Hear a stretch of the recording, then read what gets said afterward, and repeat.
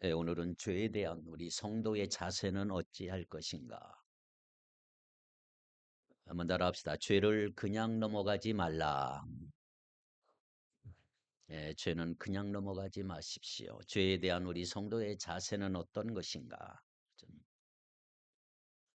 여러분, 교통사고를 제외하고 10년째 대한민국 국민의 사망 원인 1위의 질병이 뭔지 아시나요?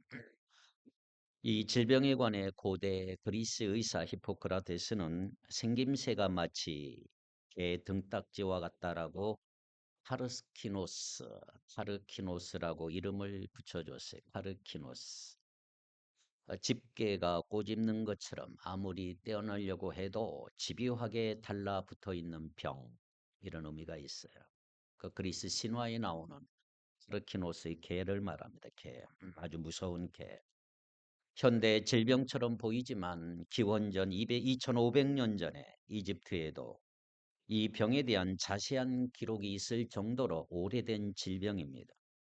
요즘은 악성 종양이라고 부르는 이 병의 익숙한 이름은 내 병에 바위돌 같은 것이 갑자기 튀어나와 앓는다. 돌멩이같이 단단한 응어리와 같다라는 의미로 바위자를 한자, 바위를 뜻하는 한자를 써서 암이라고 부릅니다. 암이 교통사고를 제외하고 우리 한국 전 세계에서 가장 많이 죽어가는 병으로 알려져 있죠.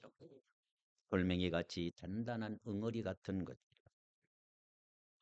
자, 이 병의 가장 큰 특징이 뭐예요? 여러분, 암의 가장 큰 특징이 있다면 한번 발생하면 언제라도 재발할 가능성이 있다. 그래서 5년을 주시하지 않습니까? 5년 동안 재발을 하지 않으면 낫다. 이렇게 얘기하죠.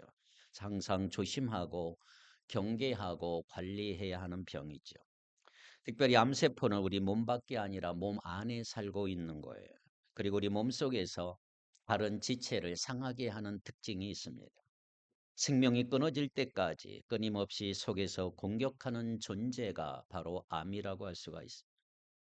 이 병에 걸리지 않으면 좋겠지만 누구든지 암에 걸린다면 그는 이제 남은 생을 이 병과 끝까지 싸워 이기려고 하는 각오를 하셔야 합니다. 생명이 걸려 있기에 느슨하게 대할 수는 없는 것입니다. 오늘 예수님은 모든 사람 속에 있어 그 사람을 죽음으로 이끄는 영적인 암세포, 죄에 대해서 말씀하고 있습니다. 영적인 암세포, 뭐예요? 그것이 죄라는 것이 죄.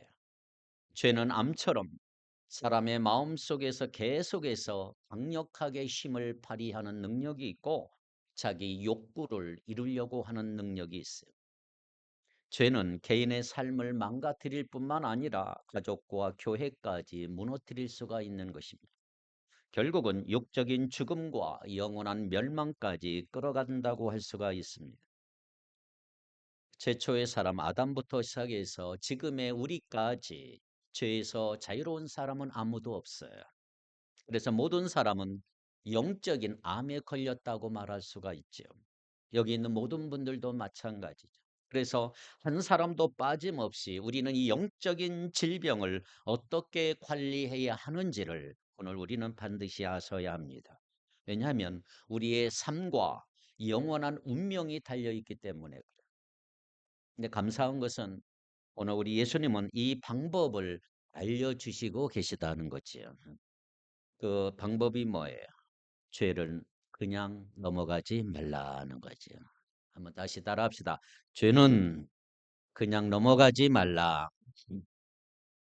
죄에 대한 우리 성도의 자세는 뭐냐면 죄는 그냥 넘어가서는 안 되는 부분들이지.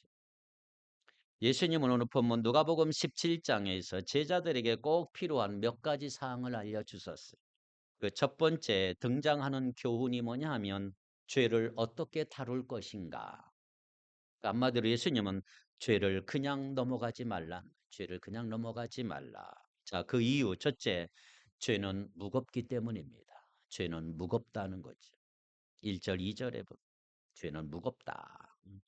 예수님은 제자들이 죄를 별 볼 일 없는 것으로 여기거나 당연한 것으로 여기지 않기를 원하시오. 죄가 얼마나 강력하고 무서운 질병인지를 바로 알기를 원하신 거예요. 아까 봤지만 이 카르키노성 종양이라고 하는 이 개 모습을 보면 얼마나 징그럽습니까? 이게 막 퍼져나가는. 이게 얼마나 무서운 것인지 죄라고 하는 것이 이걸 좀 바로 알아라. 그리고 그들이 죄로 인해 고통받을 수밖에 없는 환자라는 것도 우리 주님은 아셨어요. 자, 1절을 보십시다. 1절. 주님의 말씀 한번 잘 생각해 보세요. 1절 시작.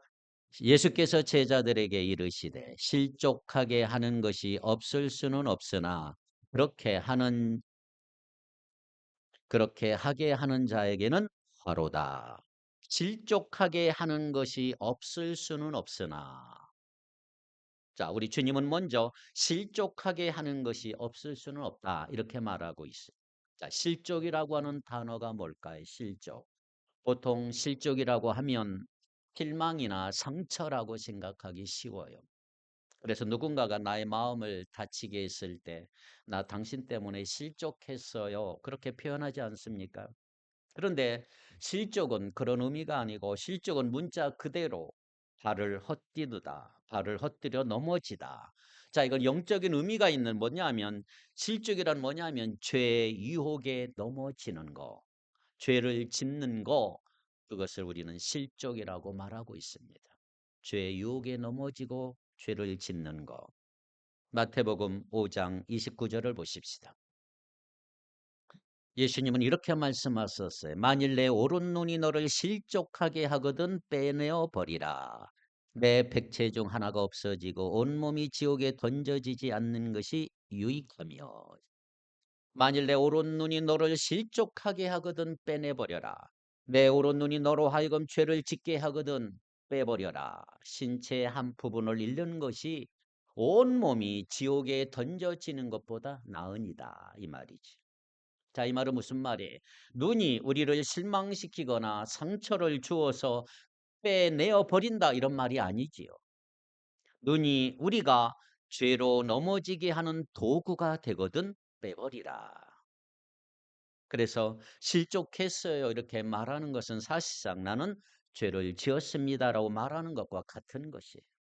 난 죄 지었습니다. 결국 예수님은 죄를 짓는 거, 죄의 유혹을 받는 일이 없을 수는 없다. 사람이니까 다 죄는 유혹을 받는다. 이렇게 진단은 하시지요. 성경은 말합니다. 의인은 없나니 하나도 없다. 로마서 3장 10절 기록된 바 의인은 없나니 하나도 없으며 의인은 없습니다. 한 사람도 없어요. 자, 솔로몬은 이렇게 고백해. 전도서 7장 20절 시작. 선을 행하고 전혀 죄를 범하지 아니하는 의인은 세상에 없기 때문이로다. 예. 좋은 일만 하고 잘못을 전혀 저지르지 않는 의인은 이 세상에 하나도 없다. 바울도 이렇게 고백해요. 예수님을 위해 자기 목숨을 걸고 먹든지 마시든지 하나님의 영광을 쫓아 살았던 바울의 고백은 뭡니까?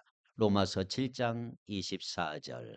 오호라 나는 곤고한 사람이로다. 이 사망의 몸에서 누가 나를 건져내랴. 나는 비참한 사람입니다. 누가 이 죽음의 몸에서 나를 건져 주겠습니까?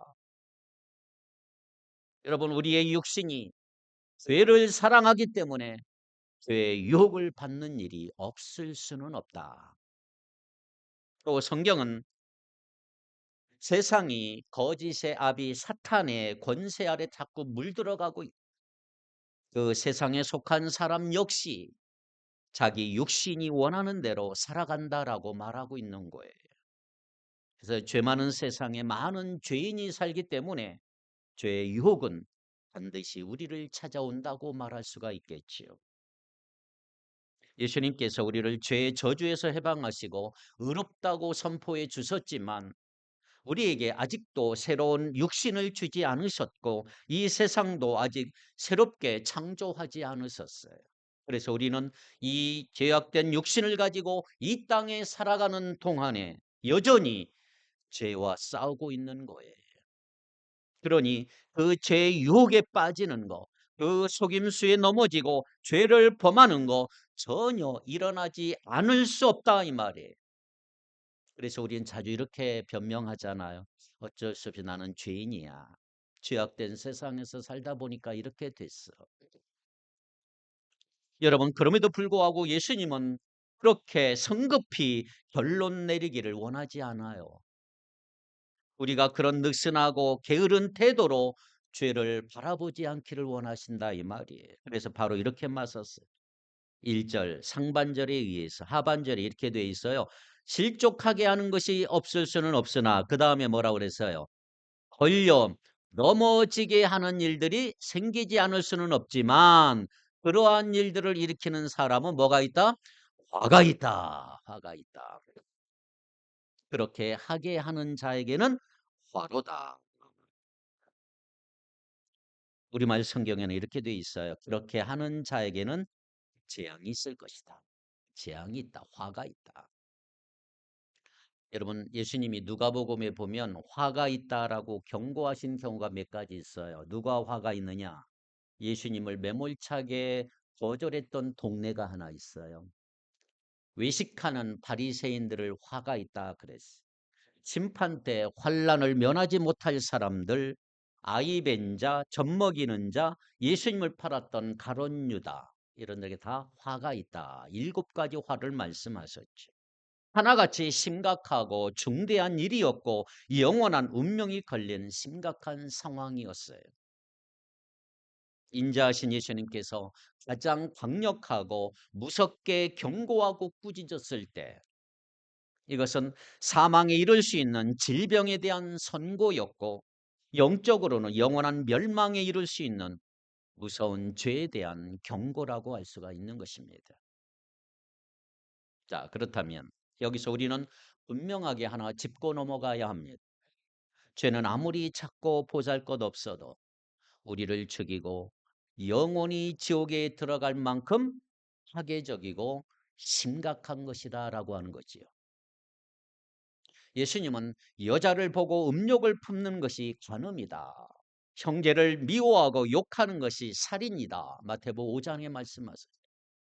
성경은 죄의 중함에 대해서 말하고 죄의 경중에 따라 심판을 받는다라고 말씀하지만 예수님은 음욕을 품고 형제를 미워하는 것만으로도 심각한 죄다라고 말씀하고 있는 거예요. 자, 그렇게 만드는 지체가 눈이라면 빼내어 버리고 손이라면 찍어내 버리라 이렇게 말씀하고 있겠죠. 무슨 말이에요? 어쩔 수 없는 죄니까라고 말하면서 범하는 사소하게 여긴 그 죄 하나가 나를 지옥으로 끌고 갈 수 있다 이 말이에요. 그리고 지옥은 너무나도 무섭고 고통스러운 곳이니 차라리 눈을 빼고 팔을 찍어버리고 지옥을 피하는 것이 낫다라고 말씀하고 있는 것입니다. 죄가 그렇게 무서운 거예요, 여러분.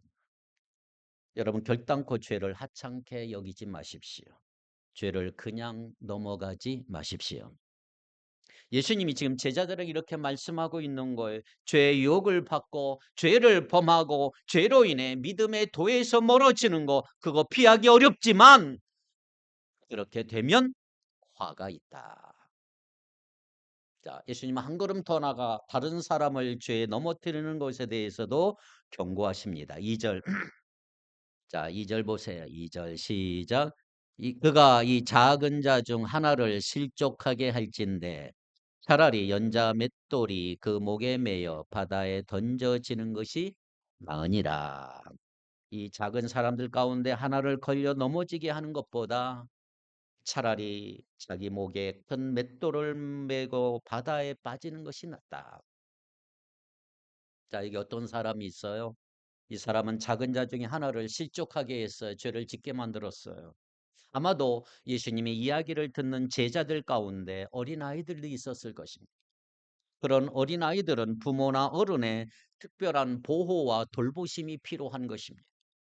아이들은 어른들보다 육신이 약하고 어리숙해서 얼마나 쉽게 속으며 삽니까?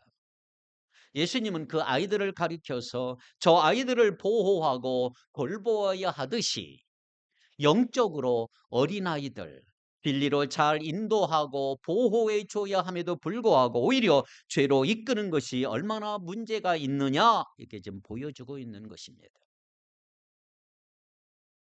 그렇습니다. 여러분 교회 안에는 영적으로 아직도 어린아이들이 많아요. 영적인 문제에 무지한 사람도 있고 삶의 무게에 짓눌려 신음하는 사람도 있어요.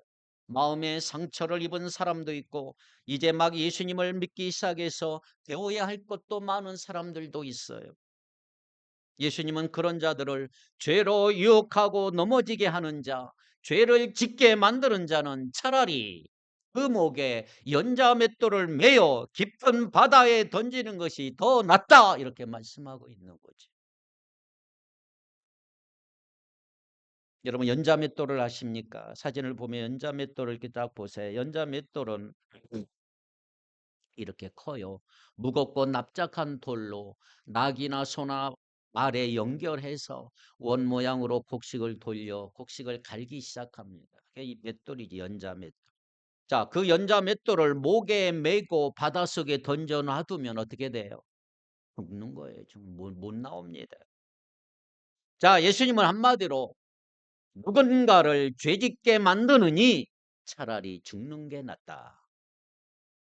바다에 무거운 연자 맷돌을 메고 던져서 절대로 떠오를 가능성이 없이 깊이 가라앉는다고 하는 것은 절망과 영원한 파멸을 의미하고 있는 것입니다. 재앙이 있는 것이고 화가 있는 것입니다. 그렇습니다. 여러분, 죄는 무겁습니다. 그리고 무서운 거예요. 절대로 가볍게 여기거나 하찮게 여기지 마시고 죄를 그냥 넘어가지 마십시오. 예수님의 이 무서운 경고를 기억해 보십시오. 죄의 유혹에 넘어지는 것을 당연한 것으로 여기지 마시고 다른 지체를 죄로 넘어지게 하는 것을 그럴 수도 있다고 하는 실수로 여기지 마십시오. 나는 원래 성격이 그래, 원래 말투가 그래, 자라온 배경, 환경이 그래, 이건 핑계라고 할 수가 있겠죠. 하나님을 믿는다고 말하는 부모의 이중적인 모습에 실망해서 하나님에 대한 증오로 가득 찬 자녀가 있어요. 무엇이 그 소재 안에 하나님을 완강히 거부하려고 하는 강력한 구집을 만들어냈을까요? 부모의 죄라고 할 수가 있죠. 세상에서 지치고 상처받아 교회를 찾아온 영혼이 교회 안에서 더 큰 상처와 괴로움을 당하고 좌절하는 이유가 무엇이지? 기존 성도들의 죄 때문에, 잘 못 믿는 성도들 때문에. 내 안에 있는 죄가 나를 파멸로 이끌고 내 죄가 다른 사람들을 병들게 만들 수가 있단 말이에요. 성도가 성도를 넘어지게 하고 특히 성도가 약한 성도, 어린 성도를 올바른 길에서 미끄러지게 벗어나게 하지 않습니까? 오랜 세월 자라지 못하게 막아버리고 병들어 삶을 낭비하게 만들고 하나님의 은혜를 거부하게 만들 수도 있단 말이에요. 죄가 그렇게 무서운 것입니다. 죄를 절대로 가볍게 여기지 마십시오. 너무 작아서 눈으로 잘 볼 수 없는 작은 암세포가 온몸에 퍼지어서 사람의 목숨을 빼앗아가는 것처럼 아무리 작고 하찮아 보이는 죄 하나라도 나와 내 지체를 병들고 죽게 만들 수도 있는 거예요. 그래서 여러분, 병을 제대로 치유하려면 여러분 병의 심각성을 알아야 돼요. 죄는 죽음에 이르게 하는 무서운 병이다, 이 말이에요. 자, 그렇다면 어떻게 이 심각한 영적인 질병과 싸울 수가 있을까요? 두 번째로, 죄는 다루어야 한다. 죄를 다루란 말이에요. 죄를 다루라. 3절 4절에 보면 예수님은 먼저 우리가 스스로 경계하고 싸울 것을 말씀하고 있는 거예요. 죄와는 싸우라 말이에요. 싸우라. 그리고 나서 다른 형제, 다른 성도의 죄를 어떻게 다룰 것인가를 말씀하고 있어요. 우리 스스로 죄를 어떻게 할 것인가. 자, 첫째, 스스로 조심하십시오. 스스로. 3절 같이 읽겠습니다. 3절 시작. 예.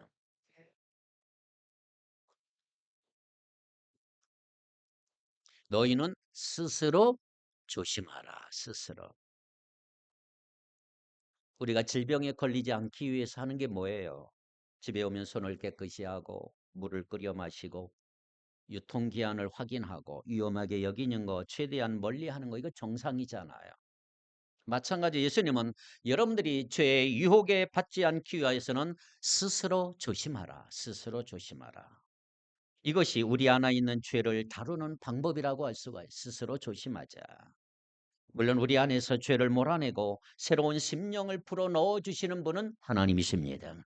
그래서 다윗은 밧세바와 심각한 범죄를 저지르고 나서 뭐라고 고백을 합니까? 시편 51편 1절, 2절, 10절에 보면 이렇게 돼 있어요. 같이 읽겠습니다. 하나님이여 주의 인자를 따라 내게 은혜를 베푸시며 주의 많은 긍휼을 따라 내 죄악을 지워 주소서. 나의 죄악을 말갛게 씻으시며 나의 죄를 깨끗이 제하소서. 하나님이여 내 속에 정한 마음을 창조하시고 내 안에 정직한 영을 새롭게 하소서. 아멘. 하나님이 내 죄를 모두 지우시고 씻으시며 정한 마음을 창조하시고 더럽혀진 마음을 정직하고 새롭게 하시는 줄 믿습니다. 하지만 동시에 성경은 우리가 하나님이 하신 이 주권적인 사역에 동참할 것을 명령하고 있어요. 바로 죄를 경계하고 죄와 싸우라 이 말이에요. 한번 따라합시다. 죄를 경계하고 죄와 싸우라. 할렐루야. 죄를 경계하시고 죄가 오면 싸우자. 싸우. 물리쳐야 된다. 여기서 조심하라 이 말은 언제나 변함없이 경계하라 이 말이에요. 언제나 변함없이 경계하라. 어떻게 그렇게 할 수 있어요? 야고보 4장 7절 8절. 야고보서 4장 7절 8절. 시작. 그런즉 너희는 하나님께 복종할지어다. 마귀를 대적하라. 그리하면 너희를 피하리라. 하나님을 가까이 하라. 그리하면 너희를 가까이 하시리라. 죄인들아 손을 깨끗이 하라. 그 마음을 품은 자들아 마음을 성결하게 하라. 아멘. 하나님께 복종하고 악마를 물리치십시오. 그러면 악마는 달아날 것입니다. 하나님께 가까이 하십시오. 그리하면 저 하나님께서 가까이 오실 것입니다. 죄인들이여 손을 깨끗이 하십시오. 그 마음을 품은 사람들이여 마음을 순결하게 하십시오. 우리 성도를 죄로 유혹하고 넘어뜨리려고 하는 마귀는 여러분 대항하셔야 되고 대결해야 되고 쫓아내버려야 됩니다. 하나님을 가까이 하십시오. 죄를 짓는 일에 손을 깨끗이 하십시오. 우리 마음에서 올라오는 죄가 무엇인지 그것의 심각성을 제대로 알고 대처하고 경계하시기를 축복합니다. 사냥꾼이 올무로 새를 잡으려고 덫을 놓은 것처럼 죄는 항상 우리 곁에 웅크리고 앉아서 우리가 언제든지 우리 육신이 그 죄에 걸려 넘어지기를 기다리고 있는 거예요. 세상에서 오는 모든 죄의 유혹들, 내 안에서 일어나고 있는 죄의 유혹들 자세히 살피시고 경계하는 여러분 되기를 바랍니다. 히브리서 기자는 죄와 싸울 정도는 우리 성도들을 이렇게 막 책망하고 있어요. 히브리서 12장 4절을 한번 읽어볼까요? 히브리서 12장 4절 시작. 너희가 죄와 싸우되 아직 피 흘리기까지는 대항하지 아니하고. 여러분은 죄와 맞서서 싸우지만 아직 피를 흘리기까지 대항할 일은 없습니다. 너희가 죄와 싸우다 아직 피 흘리기까지는 대항하지 아니하고 좀 치열하게 싸우라 이 말이에요. 죄를 그냥 넘어가지 말고 치열하게 싸우라. 피 흘리기까지 싸워야 돼요. 나의 약점 마귀는 기가 막히게 알아요. 그래서 피 흘리기까지 피 흘리기까지 대항해야 되고 싸워야 되고 죄가 오면 경계해야 되고 물리치라 이 말이 물리치라. 성경을 통해서 여러분의 마음을 한번 진단해 보실까요? 성경은 우리의 마음을 바른 것을 교훈하고 죄악된 것이 있으면 책망하라. 성경은 우리의 삶을 의로운 것으로 교육하고 죄악된 삶을 바르게 교정하는 데 충분한 하나님의 말씀인 줄 믿습니다. 디모데후서 3장 16절 17절 유명한 말씀입니다. 같이 읽겠습니다. 시작. 모든 성경은 하나님의 감동으로 된 것으로 교훈과 책망과 바르게 함과 의로 교육하기에 유익하니 이는 하나님의 사람으로 온전하게 하며 모든 선한 일을 행할 능력을 갖추게 하려 함이라. 아멘. 자, 가난아기들이 젖을 사모하듯이 성경을 말씀을 간절히 찾고 그곳으로 말씀으로 내 속에 있는 죄를 한번 점검해 보자 이 말이에요. 그리고 세상에 있는 것들을 한번 구별해 보세요. 자, 갈라디아서 5장 19절로 21절. 내 죄들이 이 안에 몇 가지가 있을까? 시작. 육체의 일은 분명하니 곧 음행과 더러운 것과 호색과 우상 숭배와 주술과 원수 맺는 것과 분쟁과 시기와 분냄과 당 짓는 것과 분열함과 이단과 투기와 술 취함과 방탕함과 또 그와 같은 것들이라. 전에 너희에게 경계한 것 같이 경계하노니 이런 일을 하는 자들은 하나님의 나라를 유업으로 받지 못할 것이요. 아멘. 음란한 생각, 더러운 생각, 우상 숭배자, 자기 중심적인 삶, 남하고 원수 맺는 거, 분쟁하고 시기, 분냄, 분열, 이단, 투기, 술 취함, 방탕함 등등등. 여기에 나오는 육체 소욕 중 나를 계속 넘어뜨리는 것이 무엇이 있을까요? 세상이 주는 것들을 한번 검사해 보세요. 말세의 죄가 가득한 영향 아래 무분별하게 우리가 다 노출이 되어 있어요. 디모데후서 3장 1절 5절. 디모데후서 3장 1절로 5절. 자, 이것도 한번 알아보세요. 시작. 너는 이것을 알라. 말세에 고통하는 때가 이르러 사람들이 자기를 사랑하며 돈을 사랑하며 자랑하며 교만하며 비방하며 부모를 거역하며 감사하지 아니하며 거룩하지 아니하며 무정하며 원통함을 풀지 아니하며 모함하며 절제하지 못하며 사나우며 선한 것을 좋아하지 아니하며 배신하며 조급하며 자만하며 쾌락을 사랑하기를 하나님 사랑하는 것보다 더하며 경건의 모양은 있으나 경건의 능력은 부인하니 이 같은 자들에게서 내가 돌아서라. 아멘. 자기를 사랑하고 돈을 사랑하고 감사하지 아니하고 거룩하지 아니하고 무정하고 원통함을 풀지 못하고 사납고 선한 것을 좋아하지 아니하고 쾌락 사랑하고 경건의 모양만 갖추고 능력을 부인하는 그런 모든 죄의 강력한 감염으로부터 자신을 보호하시고 스스로 경계하시기를 바랍니다. 두 번째, 경고하고 용서하십시오. 3절에서 4절. 만일 하반절에 3절 하반절에 이렇게 돼 있어요. 만일 내 형제가 죄를 범하거든 경고하고 회개하거든 용서하라. 자, 예수님은 다음으로 다른 사람의 죄를 어떻게 다룰 것인가를 말하고 있잖아요. 이 처방전은 뭐예요? 만일이라고 하는 조건문으로 시작이 돼. 만일 내 형제가 죄를 범하거든. 지금 다른 형제 혹 다른 자매가 나에게 죄를 범한 경우라고 할 수가 있죠. 직접 간접적으로 다른 지체가 죄를 범할 때 우리는 영향을 받습니다. 때로는 나에게 직접 죄를 범하기도 하고 지체가 범한 죄가 나에게 간접적으로 영향을 주기도 하지요. 가령 나에게 거칠게 말하거나 분노하거나 나를 뒤에서 욕하거나 헛된 소문을 내는 것으로 직접 나에게 죄를 범할 수가 있어요. 또 간음이나 중독과 같은 죄를 지어서 가정이 깨어지고 교회를 소란스럽게 해서 마음을 상하게 하고 낙심하게 할 수도 있어요. 자, 그럴 때 어떻게 해야 될까요? 경고하라. 경고하라. 예수님은 3절에서 두 가지 명령을 줬어요. 하나는 먼저 그에게 경고하라. 경고하라는 말은 뭘까요? 솔직하고 부드러운 책망이라고 할 수가 있어요. 잘못을 책망하지만 예의를 갖춰 책망하는 거예요.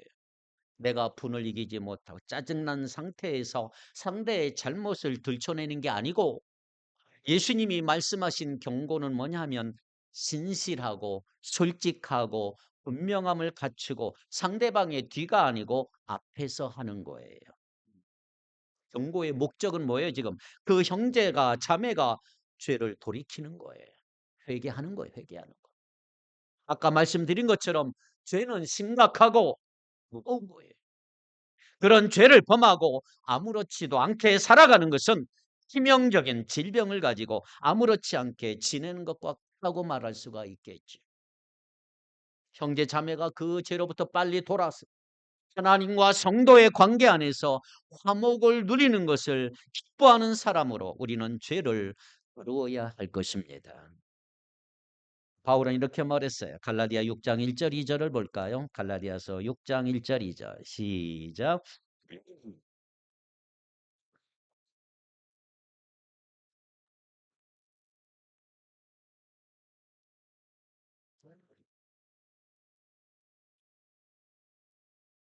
너희가 짐을 서로 지라. 그리하여 그리스도의 법을 성취하라. 아멘. 하나님의 성품을 가지고 범죄한 성도를 찾아가라는 거죠. 온유한 심령을 갖추고 가서야 합니다. 싸나우면 안 돼요. 그리고 겸손한 자기 자신을 살펴보며 나도 같은 죄를 범할 수 있다는 걸 인정하는 마음으로 가서야 합니다. 아유, 네가 어떻게 그런 죄 범할 수 있어? 너 예수 믿는 사람 맞아? 이런 식으로 접근하면 큰일 납니다. 목적은 뭐예요? 그 사람을 바로 잡아주는 것이고 돌이키게 하는 것입니다. 자신의 죄를 하나님 앞에 다루어야 할 책임이 그에게 있지만 그 짐을 서로 지는 것입니다.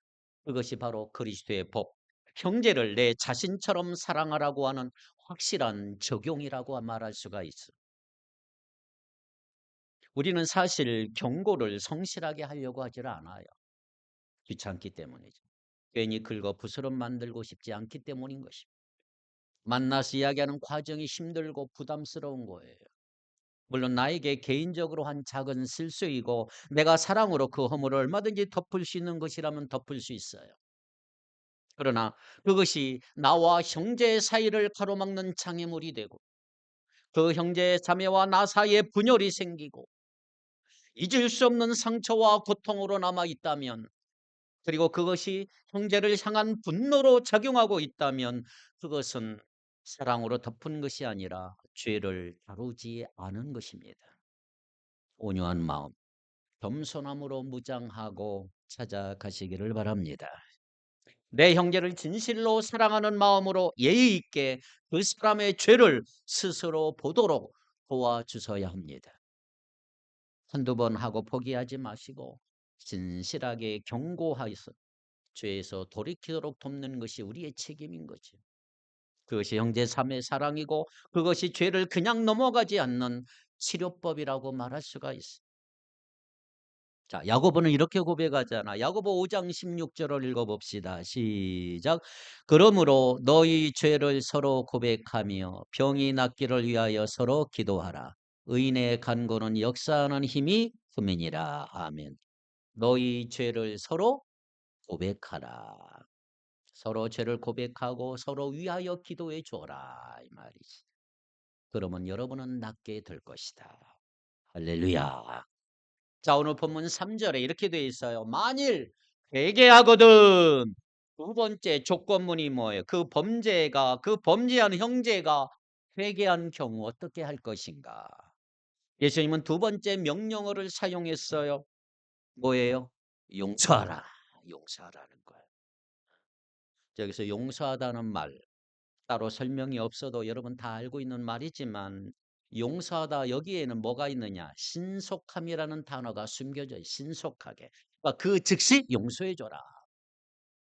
이 단어는 풀어주다는 의미도 있어요. 빚을 갚고 손실을 보상하고 응징을 받아야 할 의무에서 벗겨준다. 빨리 좀 해줘라. 상대방이 회개할 때 우리는 상대방의 그런 무거운 책임감, 상실감에서 해방하도록 즉시 용서해줘라. 좀 끌지 마라. 안타까운 것은 오늘날 많은 사람들은요, 용서하지 못하는 죄를 짓고 살아요. 용서하지 못하는 것도 죄예요, 죄. 예수님은 1만 달란트 빚진 자 비유를 들었어요. 그, 응?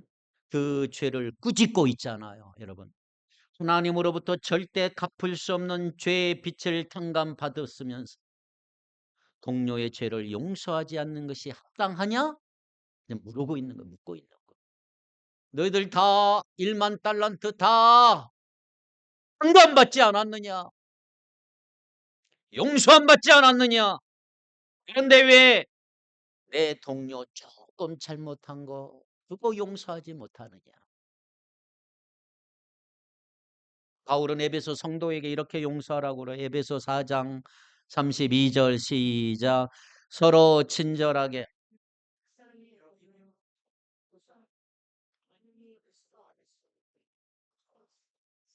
아멘. 하나님은 우리가 아직 죄인 되었을 때 하나님을 대적하여 원수로 있을 그때 우리를 용서하셨단 말이에요. 그 아들의 생명을 대신 내어 주기까지 하소서. 그것이 우리가 배워야 할 용서의 본이라고 할 수가 있어요. 용서의 모본. 물론 상대방이 죄를 회개하기 전에 관계는 회복될 수 없지만 그가 범죄한 죄에 대한 쓴 뿌리, 쓴 분노는 내 안에서 풀어버릴 수가 있는 거죠. 하나님이 예수님을 통해 우리에게 보여주셨던 것처럼 로마서 12장 19절 말씀처럼 하나님의 진노하심에 맡기고 원수 갚는 것은 내게 있지 않다는 거예요. 분명히 속에 있는 복수심과 원한을 제거하셔야 합니다. 그렇다면 언제까지 용서해야 될까요? 주님은 이렇게 말씀하셨어요. 하루에 7번이라도 죄를 짓고 7번 돌아와 회개하노라 말하면 용서하라. 아니 7번 같은 잘못을 범하고 7번 잘못했다고 말하면 어찌 그게 진짜 회개인가요? 유대 랍비의 격언에 이런 말이 있어요. 3번 용서한 자는 완전한 자다. 곱하기에 하나를 더한 7번을 과연 용서할 수 있을까? 네, 여러분 놀라지 마세요. 베드로는 큰맘 먹고 형제가 내게 죄를 범하면 몇 번이나 용서해 줄까요? 예수님께 물어보면서 7번까지 하면 되냐고 물어봤어요. 그때 예수님은 이렇게 말씀하십니다. 7번뿐만 아니라 7번을 70번까지라도 용서하라. 무슨 말이에요? 관계가 없다. 끝없이 용서하라. 회개하는 죄는 언제라도 용서할 줄 알아야 한다. 그것이 성경의 가르침입니다. 물론 쉬운 일은 아니지요. 우리 안에 남을 불쌍히 여기고 용서하라는 마음이 참 작고 얼마나 부족한지 몰라요. 용서할 힘이 없고 내가 받은 상처는 너무 크고 그때 우리가 바라봐야 할 분 예수님이세요. 예수님밖에 없어요. 용서가 안 되죠. 우리는. 사람 보면 용서가 안 돼요. 예수님 보셔야 돼. 온 인류 역사상 가장 큰 용서를 베풀기 위해 7번을 70번까지 하나님을 대적했던 이스라엘 백성과 이방인을 용서하기 위해서 예루살렘을 향하여 가고 계셨던 그 주님, 그 주님을 바라보아야 우리는 용서할 마음이 생기는 거예요. 사람의 마음은 하루에도 수없이 하나님을 거역해요.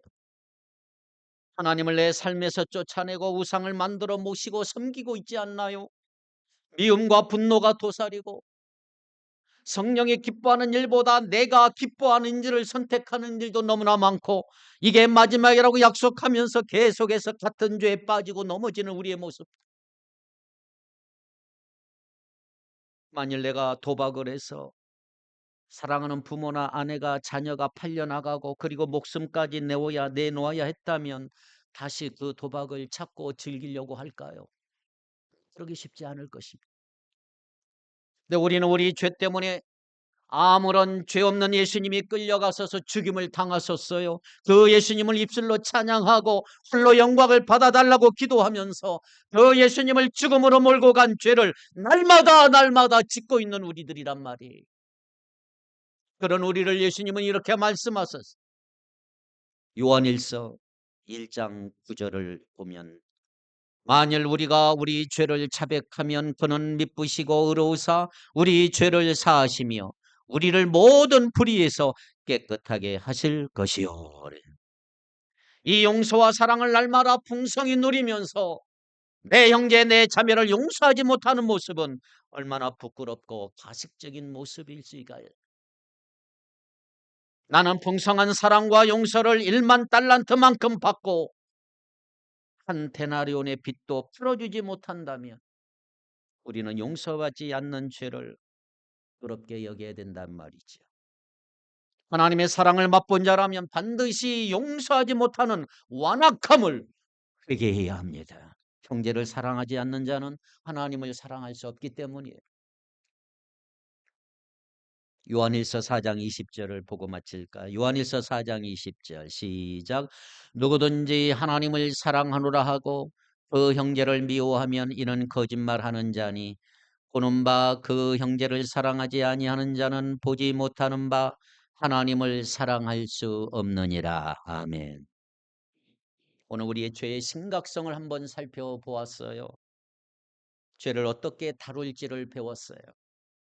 예수 그리스도를 거부하는 분들이 혹시 계십니까? 그 죄에서 돌이키셔야 되겠지요. 예수를 거부하면 다른 모든 죄는 하나님이 용서하셔도 그 죄는 결코 용서하지 않는다라고 말씀하시지요. 그분을 믿고 따르는 것이 죄와 싸우는 기본 전제라고 할 수가 있습니다. 암세포를 드러내지 아니하고 아무리 치료와 요법을 따라도 소용이 없습니다. 하나님을 떠난 죄, 예수님을 속상하게 한 죄, 그 암세포 도려내셔야 합니다. 하나님만이 하실 수 있어요. 아이처럼 딱딱한 내 마음 도려내고 부드러운 마음 주실 줄 믿습니다. 그분께 맡기시고 그분의 도움을 구하십시오. 이제 예수님을 따르는 제자는 항상 예수님의 가르침을 기억하셔야 합니다. 우리 모두 죄를 가볍게 여기지 말고 아무리 작은 죄도 그냥 넘어가지 않기를 원합니다. 스스로 죄를 경계하고 멀리하고 대항하여 피 흘리기까지 대항하고 싸우시기를 바랍니다. 다른 이의 죄를 내 짐처럼 지고 그 사람이 회개하도록 교류하고 겸손하고 경건한 자 되기를 바랍니다. 하나님이 지금 우리 안에 하고 계시는 일이 바로 그거예요. 죄에서 멀어지고 예수 그리스도의 아름다운 형상을 닮아가는 그 일의 기쁨으로 적극적으로 함께하는 저와 여러분들이 되기를 주님의 이름으로 축복합니다. 기도합니다. 하나님 아버지, 오늘 주님의 말씀을 통해서 교훈하시고 가르쳐 주셔서 감사합니다. 주님이 보여주신 모범을 따라 약한 자 대할 때 늘 조심하고 신중하고 배려함으로 상처 주지 않고 실족하지 않을 수 있도록 저희들의 입술과 행동을 지켜 주옵소서. 주님 용서하셨듯이 먼저 용서하는 삶을 살게 하시고 예수님을 향한 올바른 믿음을 지켜나갈 수 있도록 도와주시기를 원합니다. 우리에게 맡겨진 사명 다하고 무익한 종이라 고백할 수 있는 겸손이 그리고 끝까지 섬기는 인생이 되기를 원합니다.